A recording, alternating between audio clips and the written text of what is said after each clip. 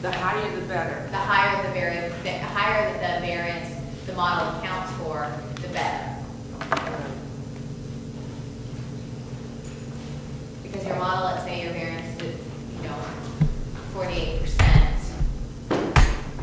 You still have well over half that your model is not the variance in this relationship that your model is not accounting for. Versus if you have a model that accounts for 60% of the variance, now you've only got 40% that's unexplained. So, again, the higher variance is what you want. Variance like tolerance, the more the better. What is the number for tolerance again? There is no, well. It's like 2 or? Tolerance, the higher the better. Say, I forgot my textbook. Does anybody have a textbook on this? No. In your chapter 6, it was the last one. In the section B part, they talk about tolerance. They talk about tolerance and they give you the parameters on tolerance. I believe tolerance goes up to 1. And so the higher, the closer it gets to 1, the better. And then the book says 0.01 is the problem. And then there's the VIF score, which measures the same thing. It's a collinearity statistic. I believe that's the reverse. But in your book on chapter 6, part B, it talks about it. I can't remember the exact numbers. Okay. Let me see if that helps.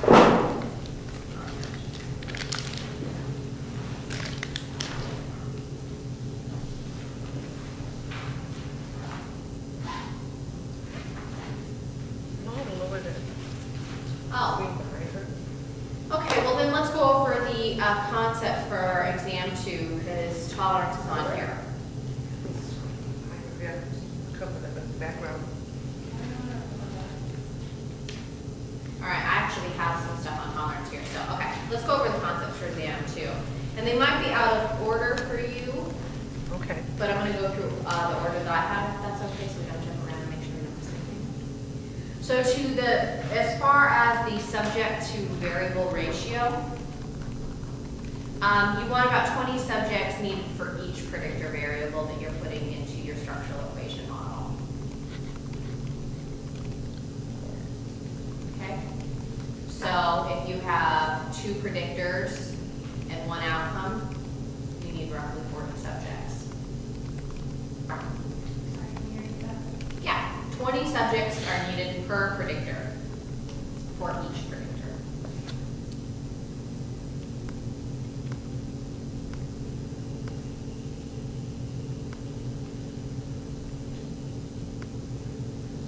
Okay. Ready to move on to the next one? Tolerance. So tolerance is how predictors relate. It's 1 minus r squared. And we want it to be high.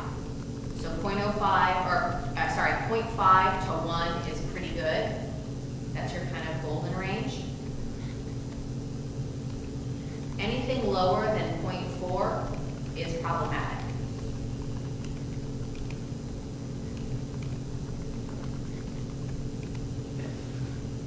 So tolerance basically assesses the degree to which variables are independent of each other. And it's really about the predictors. Which the variables are independent? Yeah, it assesses the degree to which variables are independent of each other.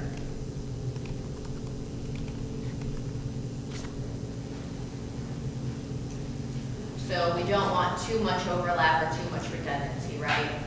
2 depression measures in a study is too much, right? We don't want to do that.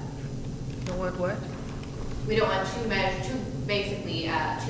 measuring the same thing in a study. So we don't want too much overlap or redundancy in our predictors.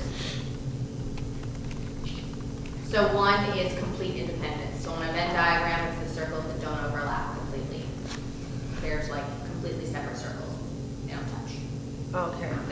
one in the middle and each one on the sides. No, yeah, that's one in the middle and then two on the sides, Yeah. right? So- All of them completely independent, Okay. but really when we're talking about the predictors, so when you look at that, it's one. Does he show any of those on his tests, or?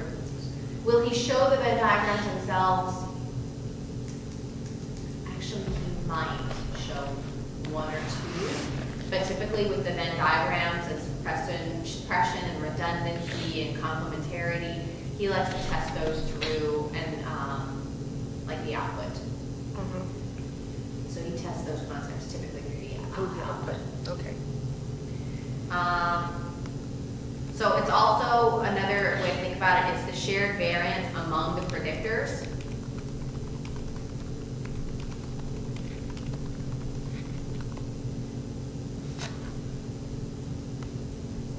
So you want that to be obviously low. Predictors, That's for which one? that's for tolerance, all for tolerance. Just different ways to think about it. So tolerance really deals with the predictors, not the relationship of the predictors with the outcome. Right? Because when you think about it, as far as the relationship with the predictors and the outcome, you do want variance, right? The higher the better, because you want that variance, you want to explain the relationship. And the higher the variance is saying, well, the more that predictor is explaining what's happening in the outcome. So tolerance deals with the predictors themselves. Okay. We ready to move on to the next one?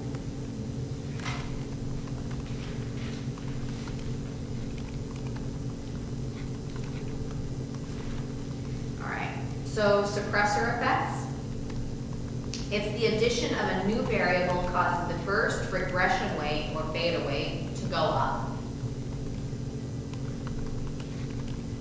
The new or the old one? The one that was already there? It's the addition of a new variable causes the first one to go up.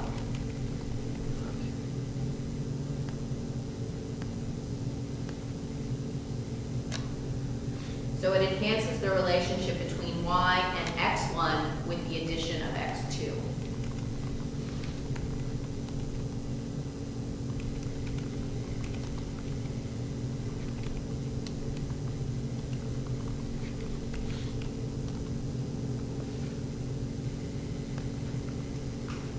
So another kind of thing to think about is the new variable does not correlate with y or the outcome. And it eats away at the unwanted variance of the predictor and causes an increase in correlation between the first predictor and the outcome. I'll say that again. That was a lot. But basically what I said, where it enhances the relationship between y and x1 with the addition of x2, this is a longer flushing out of that, okay? So the new variable does not correlate with y or the outcome. Instead, it eats away at the unwanted variance of the first predictor and causes an increase in correlation between the first predictor and the outcome. Instead, it eats. I'll say it again, don't worry. So the new variable does not correlate with y1 or the outcome. Instead, it eats away at the unwanted variance of the first predictor and causes an increase in correlation between the first predictor and the outcome.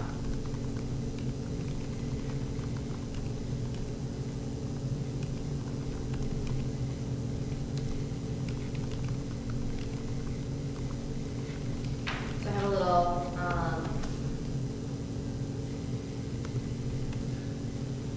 way to spot the added variance in stages or kind of steps.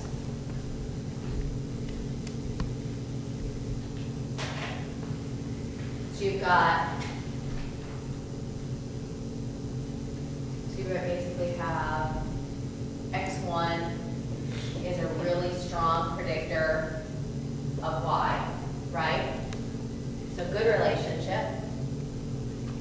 And then you've got x2, which pretty much has no relationship with y.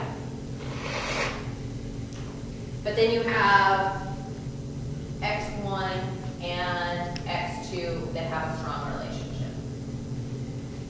So that's kind of what you're looking for. So these two predictors have a really good relationship on the Pearson Correlation table. It's going to be a really high number, right? It's 0.7. They're going to be strongly correlated.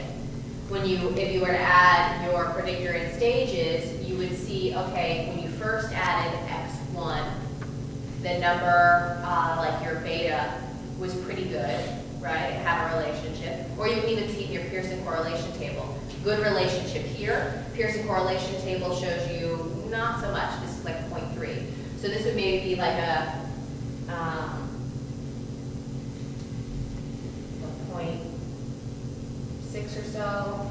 These two predictors down here are 0.7. And the relationship between x2 and xy is pretty low. It's like 0.3, right? Not very good. So that's kind of, if you're looking at your Pearson Correlation table and these are the kind of numbers that you see, then you want to go into your model and look at the steps and the stages.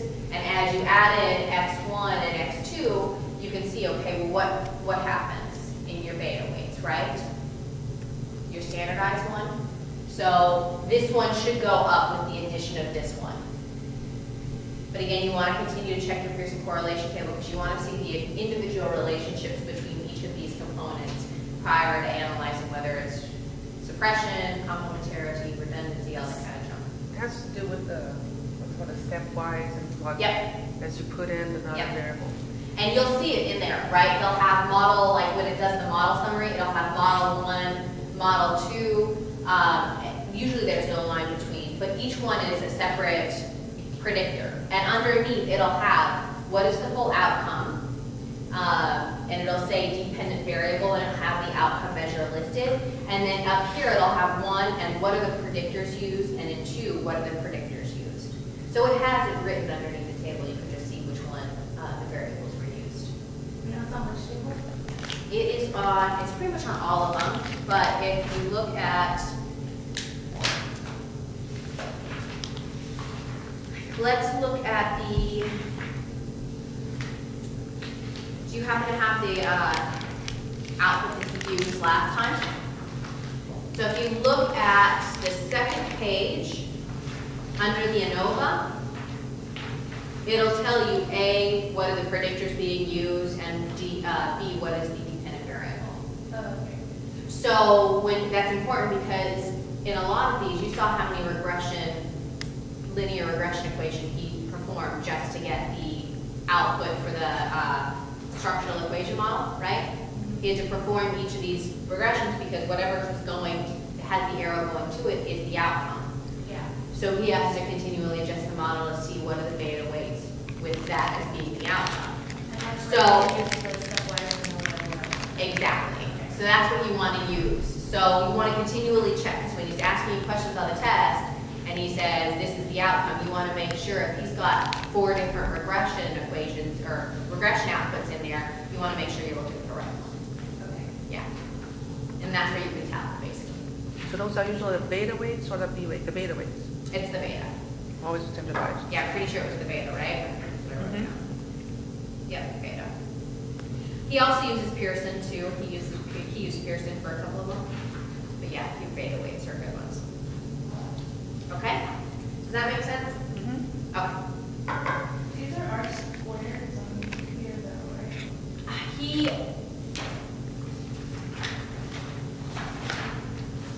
no, these are all betas on the back. Okay. These are they should have the funny looking B, the little extra line. That's your beta symbol. On one of the examples, if you had betas on all of them, it's a line for the arrow. Yes, he used a Pearson correlation for that one. Okay. Right, but that was just getting the direct relationship between the two. Now, he could have run a regression equation with the new variable being added as the output, or as the outcome, but it was just easier for him to grab the correlation from the, the correlation between those two specific variables from the Pearson. And I don't believe he squared them, right? They're not squared. No. No, it's just So the one Pearson was just that correlation between those two, and then the rest of them were betas. Okay. It was regressions for the betas, or what was it? I mean, it was correlations, or what did he do for the rest of them? He put them through different regression equations. Okay. So he had, so let's say so he used the example of metabolism. He would have put exercise, weight loss, and calorie intake all as predictors with your outcome as metabolism, and he grabbed the beta weights that from the output for that one. Okay. So you would add them as, so that they're all listed. So you can see where, on page, oh, he used weight loss, sorry. That's the outcome.